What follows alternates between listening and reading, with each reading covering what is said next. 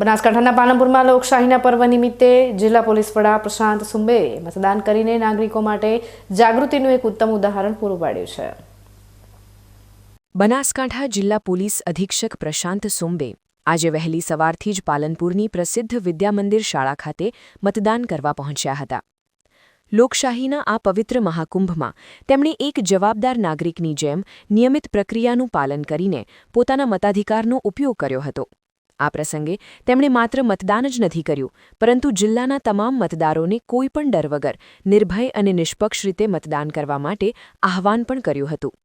પ્રશાંત સુંબેએ ખાસ કરીને જે યુવાનો પ્રથમ વખત મતદાન કરી રહ્યા છે અને મહિલાઓને અપીલ કરી હતી કે તેઓ લોકશાહીને વધુ મજબૂત બનાવવા માટે પોતાના ઘરની બહાર નીકળે અને મતાધિકારનો ઉપયોગ કરે।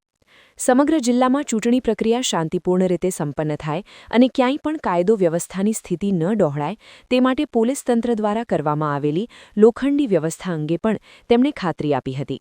દરેક મતની કિંમત અમૂલ્ય છે અને રાષ્ટ્રના ઘડતરમાં તેની ભૂમિકા મહત્વની હોવાનું જણાવી તેમણે લોકોને જાગૃત કર્યા હતા।